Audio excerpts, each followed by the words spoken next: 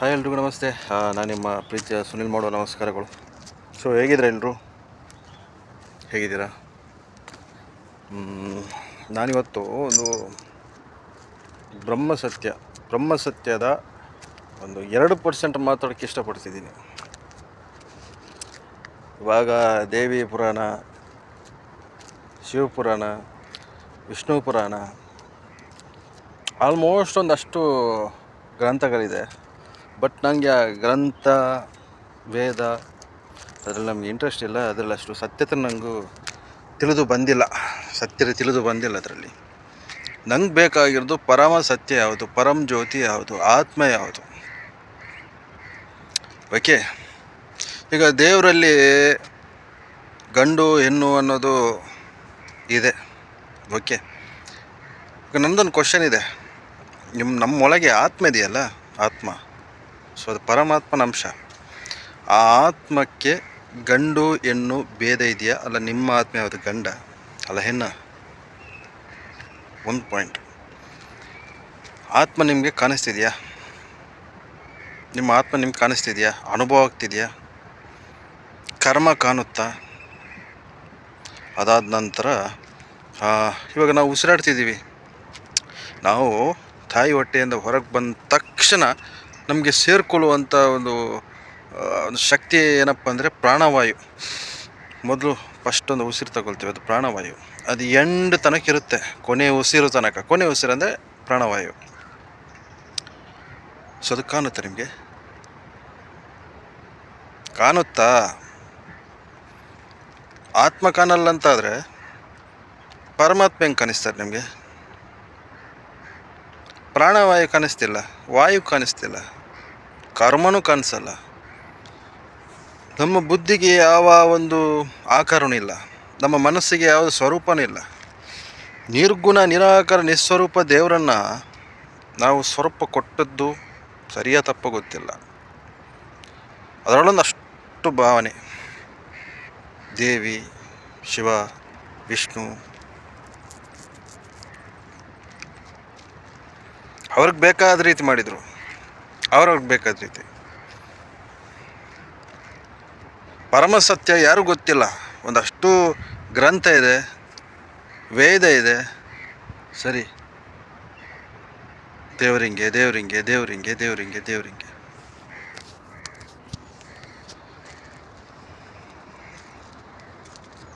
But ನಾನು ಕೇಳ್ತಿರೋದು ಆತ್ಮ.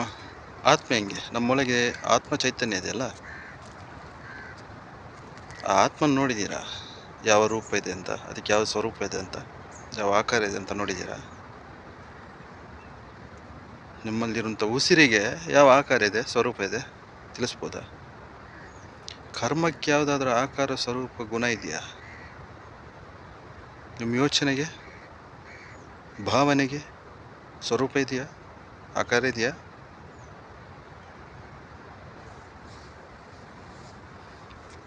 ಬ್ರಹ್ಮಸತ್ಯ ಯಾರಿಗೂ ಗೊತ್ತಿಲ್ಲ. ಈ ಜಗತ್ತಿನ ಮಿಥ್ಯದಲ್ಲೇ ಸಾಯ್ತಾ ಇದ್ದೀರಾ. ಬ್ರಹ್ಮಸತ್ಯ ಇರೋದು ಎಲ್ಲಿ ಗೊತ್ತಾ? ಈ ದೇಹ ಇದೆಯಲ್ಲ, ಮಲಮೂತ್ರದ ದೇಹ ಏನಿದೆ, ಘನವಸ್ತಿದು, ಇದನ್ನು ನಡೆಸುವಂಥ ಆತ್ಮ ಒಳಗಿದ್ದಾರೆ. ಆ ಆತ್ಮದ ಮುಖಾಂತರ ಪರಮಾತ್ಮನ ಭೇಟಿಯಾಗ್ಬೋದು. ನಾವಿವಾಗ ತಿಳ್ಕೊಂಡಿದ್ದೀವಲ್ಲ ಏನೋ ಒಂದಷ್ಟು ವಿಚಾರ, ಅದನ್ನು ಝೀರೋ ಮಾಡಬೇಕು, ಖಾಲಿ ಮಾಡಿ ನಿರ್ಗುಣ ನಿರಾಕಾರ ನಿಸ್ವರೂಪ ಏನಿದೆ ಪರಬ್ರಹ್ಮನ ನೋಡೋಕ್ಕೆ ನೀವು ರೆಡಿ ಇದ್ದರೆ ಆ ನಿರ್ಗುಣ ನಿಮ್ಮಲ್ಲಿರಬೇಕು. ನಿಮಗೆ ನನ್ನ ಹತ್ರ ಇಷ್ಟು ಹಣ ಇದೆ, ನಾನು ಸ್ಟೇಟು, ನಾನು ಗಂಡು ಹೆಣ್ಣು, ಅದು ಬಿಡಬೇಕು. ಸ್ವರೂಪ ನಮ್ಮಲ್ಲಿರುವಂಥ ಕಾಮ ಕ್ರೋಧ ಮದ ಮತ್ಸರ ಏನಿದೆ ಆ ಗುಣಗಳನ್ನು ಬಿಡಬೇಕು, ಕಾಯವಾಚ ಮನಸ್ಸ. ಆವಾಗ ನೀವೇನು ಕೂತು ಬಿಡ್ತೀರಾ ಸ್ಮರಣೆಯಲ್ಲಿ, ಧ್ಯಾನಕ್ಕೆ ಹೋದ ನಂತರ, ಸ್ಟೇಟ್ ಆಫ್ ಮೈಂಡಲ್ಲಿ ಹೋದ ನಂತರ ಶೂನ್ಯ ಸ್ಥಿತಿಗೆ ಬರ್ತೀರ. ಶೂನ್ಯ ಸ್ಥಿತಿಯಲ್ಲಿ ಏನಿಲ್ಲ, ಝೀರೋ, ನಥಿಂಗ್, ಒಂದು ಬೆಳಕು ಅಷ್ಟೇ. ಅದಕ್ಕೆ ಸಮಾಧಿ ಸ್ಥಿತಿ ಅಂತಾರೆ. ಆ ಸಮಾಧಿ ಸ್ಥಿತಿಗೆ ಹೋಗಬೇಕು ಅಂತಾದರೆ ನಿಮ್ಮಲ್ಲಿರುವಂಥ ಸ್ವರೂಪನ ಬಿಡಬೇಕು. ನಿಮ್ಮಲ್ಲಿ ಏನು ಒಂದಷ್ಟು ಗುಣಗಳಿದೆ, ಅದನ್ನು ಬಿಡಬೇಕು. ಝೀರೋ ಆಗಬೇಕು. ನೀವು ಝೀರೋ ಆಗದೆ ದೇವ್ರು ಹಂಗೆ ದೇವ್ರು ಹಿಂಗೆ ಆಗಲ್ಲ, ಅದಲ್ಲ, ಚಾನ್ಸ್ ಇಲ್ಲ. ಓಕೆ, ಪರಮ ಸತ್ಯ ಬೇರೆಯೇ ಇದೆ. ಧ್ಯಾನಕ್ಕೆ ಕೂರ್ತಿರಲ್ಲ, ಧ್ಯಾನಕ್ಕೆ ಕೂರುವಾಗ ಮಂತ್ರಪಠನೆ ಬೇಡ, ಇನ್ಯಾವುದು ದೇವರ ಇಮ್ಯಾಜಿನೇಷನ್ ಯಾವುದು ಬೇಡ. ಈ ಪರಮಾತ್ಮ ಇದನ್ನೆಲ್ಲ ಮಾಡಿದ್ದಾರೆ. ಓಕೆ, ಇದನ್ನೆಲ್ಲ ನದಿ ಆಗಿರ್ಬೋದು, ಸಮುದ್ರ ಆಗಿರ್ಬೋದು, ಮನುಷ್ಯ ಪ್ರಾಣಿ ಪಕ್ಷಿಗಳು, ಸೊ ಇದನ್ನೆಲ್ಲ ಸೃಷ್ಟಿ ಮಾಡಿದ್ದಾರೆ. ಪರಮಾತ್ಮನ ಅಂಶ ಇದೆ ಆ ಸೃಷ್ಟಿ ಒಳಗೆ. ಆತ್ಮಶಕ್ತಿ, ಪ್ರಾಣಶಕ್ತಿ ಎಲ್ಲ ಇದೆ. ಬಟ್ ನೀವು ನೇರವಾಗಿ ಪರಮಾತ್ಮನ ನೋಡಬೇಕು ಅಂತಾದರೆ ನೀವು ಮನುಷ್ಯ ಧರ್ಮದಿಂದ, ಅಂದರೆ ಒಂದಷ್ಟು ಮಾನವೀಯತೆ, ದಯೆ, ಕರುಣೆ, ದಯೆ ಧರ್ಮದ ಮೂಲವೇ ಅಂತಂತಾರಲ್ಲ, ಆ ದಯೆ ಕರುಣ ಒಂದು ಮನುಷ್ಯನಿಗೆ ಮನುಷ್ಯತ್ವ, ಮನುಷ್ಯ ಹುಟ್ಟಿದ ನಂತರ ಏನೆಲ್ಲ ಅಂಶ ಬೇಕು ಅದೆಲ್ಲ ನಿಮ್ಮಲ್ಲಿ ಇದ್ದರೆ, ನಿಮ್ಮಲ್ಲಿ ಆ ಮನುಷ್ಯ ತತ್ವದಿಂದನೇ ದೈವ ತತ್ವಕ್ಕೆ ಮುಂದೆ ಕೊರಡ್ತೀರ. ಇದು ಫ್ಯಾಕ್ಟ್. ಒಂದಷ್ಟು ಮೋಹ, ಒಂದಷ್ಟು ಆಕರ್ಷಣೆ, ಅದು ಬೇಕು ಇದು ಬೇಕು, ಇದಾಗಿಲ್ಲ ಅದಾಗಿಲ್ಲ, ಅದನ್ನೆಲ್ಲ ಬಿಡಬೇಕು. ನೀವು ಅದನ್ನೆಲ್ಲ ಬಿಟ್ಟರೆ ಇದು ಚೆನ್ನಾಗಿರುತ್ತೆ. ಯಾವ BP, ಶುಗರ್, ಮೈಗ್ರೇನ್ ಯಾವುದು ಬರೋಲ್ಲ. ಶಾಂತತೆಯಲ್ಲಿ ಇರ್ತೀರ. ಓಕೆ, ಅದೆಲ್ಲ ಓಕೆ. ನೆಕ್ಸ್ಟ್ ಇವಾಗ ಒಂದು ಪರಬ್ರಹ್ಮ ಸತ್ಯದ ಒಂದು 2% ನಿಮ್ಮ ಜೊತೆ ಹಂಚ್ಕೊಳ್ಳಿಕ್ಕೆ ನಾನು ಇಷ್ಟಪಡ್ತೀನಿ. ಅಷ್ಟು ಸತ್ಯದ ಬಗ್ಗೆ ಮಾತನಾಡೋಕ್ಕೆ ಇಷ್ಟಪಡ್ತೀನಿ. ಒಂದಷ್ಟು ಬ್ರಹ್ಮ ಸತ್ಯ ಒಂದು 2% ಹೇಳೋಕ್ಕೆ ಇಷ್ಟಪಡ್ತೀನಿ. ನೀವು ನೋಡ್ತಾ ಇರ್ತೀರ, ಅಲ್ಲಿ ಆ ಥರ ಆಯಿತು, ಇಲ್ಲಿ ಈ ಥರ ಆಯಿತು, ಪ್ರಪಂಚದಲ್ಲಿ ಅವರು ಈ ಥರ ಮಾಡಿದ್ರು, ಇವರು ಈ ಥರ ಮಾಡಿದರು, ಮಹಿಳೆಯರ ಹತ್ಯೆ ಆಗ್ತಿದೆ, ಪುರುಷರ ಹತ್ಯೆ ಆಗ್ತಿದೆ, ಎಲ್ಲ ನೋಡ್ತಿದ್ದೀರಾ. ಬಟ್ ನಿಮಗೊಂದು ಸತ್ಯ ಹೇಳ್ತೀನಿ, ಈ ಹುಟ್ಟಿನ 1ನೇ ದಿನದಿಂದ ಸಾಯೋ ತನಕ, ಎಂಡ್ ಪಾಯಿಂಟ್ ತನಕ ಏನೆಲ್ಲ ನಿಮ್ಮ ಜೀವನದಲ್ಲಿ ನಡೆಯೋಕ್ಕಿದೆ, ಏನೆಲ್ಲ ನಡೆಯುತ್ತೆ, ಅದೆಲ್ಲ ಲೆಕ್ಕಾಚಾರ ಆಗಿಬಿಟ್ಟಿದೆ. ನಿಮ್ಮ ಲೈಫಿಗೆ ಯಾರು ಬರಬೇಕು, ಯಾವ ಹೊತ್ತಲ್ಲಿ ಯಾರು ಇರಬೇಕು, ಯಾವ ಹೊತ್ತಲ್ಲಿ ಯಾರು ಇರಬಾರ್ದು, ಅದೆಲ್ಲ ಲೆಕ್ಕಾಚಾರ ನಡೆದಾಗಿದೆ. ಯಾವ ಟೈಮಲ್ಲಿ ಸಾಯಬೇಕು, ಎಲ್ಲಿ ಸಾಯಬೇಕು, ಯಾರಿಂದ ಸಾಯಬೇಕು, ಅದೆಲ್ಲ ಲೆಕ್ಕಾಚಾರ ಫಿಕ್ಸ್ ಆಗಿದೆ. ಓಕೆ, ದೇವರು ಕರುಣಾಮಯಿ. ನಾವು ಮಾಡುವಂಥ ಈ ಹುಚ್ಚಾಟಕ್ಕೆ ಇವಾಗಲೇ ನಮ್ಮ ಪ್ರಾಣನ ತೆಗಿಬೇಕು, ಆದರೂ ನಿಲ್ಲಿಸಿದಾರಂತಾದರೆ ಕರುಣಾಮಯಿ ಅವರು. ಸೊ ದೇವರು ಗೊತ್ತು ಯಾರು ಒಳ್ಳೆಯವರು ಯಾರು ಕೆಟ್ಟವರು ಅಂತ, ಏನಕ್ಕೆ ಸೃಷ್ಟಿ ಮಾಡಿದವರೇ. ಬಟ್ ನಮ್ಮಿಂದ ಯಾವುದು ಸೃಷ್ಟಿಯಾಗಿಲ್ಲ, ಮನುಷ್ಯನಿಂದ ಯಾವುದು ಸೃಷ್ಟಿಯಾಗಿಲ್ಲ.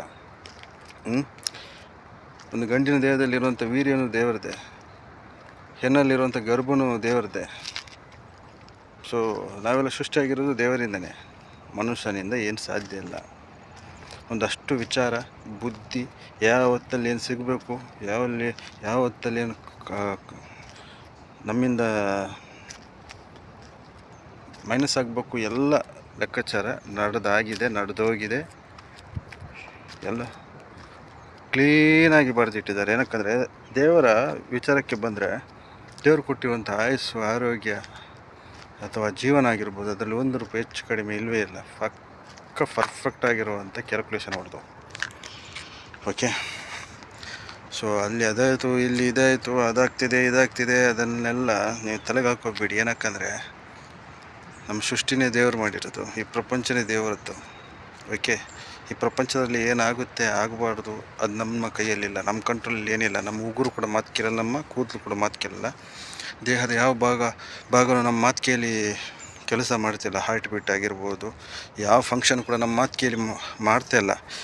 ಅದು ಕೆಲಸ ಮಾಡ್ತಿದೆ ಅಂತಾದರೆ ನಮ್ಮೊಳಗಿರುವಂತಹ ಆತ್ಮಶಕ್ತಿ, ಪ್ರಾಣಶಕ್ತಿಗೋಸ್ಕರ ಮಾತ್ರ ಈ ಪಂಚಭೂತಗಳು ವರ್ಕ್ ಮಾಡ್ತಿದೆ, ನಮ್ಮ ಜೊತೆ ಇದ್ದಾರೆ. ಓಕೆ, ಈ ಘನವಸ್ತು ಈ ದೇಹದಲ್ಲಿ ಯಾವತ್ತು ಈ ದೇಹ ಯಾವತ್ತೂ ಶವನೇ. ಓಕೆ, ಈ ದೇಹ ಯಾವತ್ತೂ ಶವನೇ, ಇವಾಗಲೂ ಶವನೇ. ಬಟ್ ಇಲ್ಲೇ ಪರಮಾತ್ಮ ಇದ್ದಾರೆ, ಪರಮಾತ್ಮನ ಅಂಶ ಆತ್ಮಶಕ್ತಿ ಇದೆ. ಸೊ ಅದಕ್ಕೋಸ್ಕರ ನಾವು ಬದುಕಿದ್ದೀವಿ, ಅವರ ದಿಸೆಯಿಂದ ಬದುಕಿದ್ದೀವಿ. ಬಟ್ ನಾವು ಆ ಬದುಕಿನಲ್ಲಿ ಒಂದಷ್ಟು ಸಾತ್ವಿಕತೆ, ಒಂದಷ್ಟು ಮೋಹ, ಒಂದಷ್ಟು ಆಕರ್ಷಣೆಯಿಂದ ದೂರಾಗಿ ವೈರಾಗ್ಯ ಬರಬೇಕನ್ನೋದು ಅದಷ್ಟು ಈಸಿ ಅಲ್ಲ. ಬಟ್ ಅವರ ಪ್ರೇರಣೆ ಇದ್ದರೆ ಮಾತ್ರ ವೈರಾಗ್ಯ. ಎಲ್ಲರಿಗೂ ಮಾಡೋಕ್ಕಾಗಲ್ಲ. ಸೊ ಬ್ರಹ್ಮಸತ್ಯದ ಒಂದು 2% ನಿಮ್ಗೆ ಹೇಳ್ಕೊಟ್ಟಿದ್ದೀನಿ. ಏನಕ್ಕಂದರೆ ನೀವು ಸತ್ಯತೆ ಹುಡುಕಬೇಕು. ನಿಮ್ಮೊಳಗಡೆ ಇದೆ ಸತ್ಯತೆ. ಆ ಸತ್ಯತೆ ನೀವು ಹುಡುಕಬೇಕು, ಇಲ್ಲ ಅದು ಸಿಗಲ್ಲ. ಇಲ್ಲಾಂದರೆ ಇದೇ ಮೌಢ್ಯತೆಯಲ್ಲಿ ಇರ್ತೀರ. ನಿಮ್ಮೊಳಗೆ ಯಾರಿದ್ದಾರೆ? ನೀವು ಹುಟ್ಟಿರೋ ಉದ್ದೇಶ, ಈ 2 ಪಾದದಲ್ಲಿ ನಿಲ್ಲಿಸಿರೋರು ಯಾರು? ಇಷ್ಟು ಮಾತಾಡಿಸಿರೋರು ಯಾರು? ಕಣ್ಣಲ್ಲಿ ಕಾಣುವವರು ಯಾರು? ಕಿವಿಯಲ್ಲಿ ಕೇಳಿಸೋರು ಯಾರು? ನೀವಾ ಸಾಧ್ಯನಿಲ್ಲ. ನೀವಾಗೋಕ್ಕೆ ಸಾಧ್ಯನಿಲ್ಲ. ಓಕೆ, ದೇವರದು. ಒಂದಷ್ಟು ಸತ್ಯ ವಿಚಾರ ನನ್ನ ಯೂಟ್ಯೂಬ್ ಚಾನಲಲ್ಲಿ ನೋಡೋಕ್ಕೆ ಸಿಗುತ್ತೆ. ನೋಡ್ತಾ ಇರಿ, ಕೇಳ್ತಾ ಇರಿ. ಆದರೆ ಫಾಲೋ ಮಾಡಿ. ಅಥವಾ ಇವನೇನು ಹೇಳೋಕ್ಕೆ ಹೊರಟಿದ್ದಾನೆ, ಇದರದ್ದೇನು ಸತ್ಯ ಅಂತ ವಿಮರ್ಶನೆ ಮಾಡಿ. ಏನು ಬೇಕು ಅದು ನಡೀಲಿ, ತೊಂದರೆ ಇಲ್ಲ. ನೀವು ನಾಳೆ ಯೋಚನೆ ಮಾಡದೆ ಕೂರಿ. 10 ಗಂಟೆ ಏನಾಗಬೇಕು, 11 ಗಂಟೆಗೆ ಏನಾಗಬೇಕು, ಏನು ತಿನ್ನಬೇಕು, ಎಲ್ಲಿಗೆ ಹೋಗ್ಬೇಕು, ಏನು ಕತೆ ಎಲ್ಲ ಫಿಕ್ಸ್ ಆಗಿದೆ. ಓಕೆ, ಇಲ್ಲಿ ಹಾರಾಟ ಮಾಡೋಕ್ಕೇನಿಲ್ಲ. ಒಳ್ಳೆಯದು ಕೆಟ್ಟದೆಲ್ಲ ದೇವರ ಲೆಕ್ಕಾಚಾರ. ಓಕೆ, ಸೊ ಇಷ್ಟು ಹೇಳಿ ನಾನು ಈ ವಿಡಿಯೋನ ಮುಗಿಸ್ತಿದ್ದೇನೆ. Thank you so much.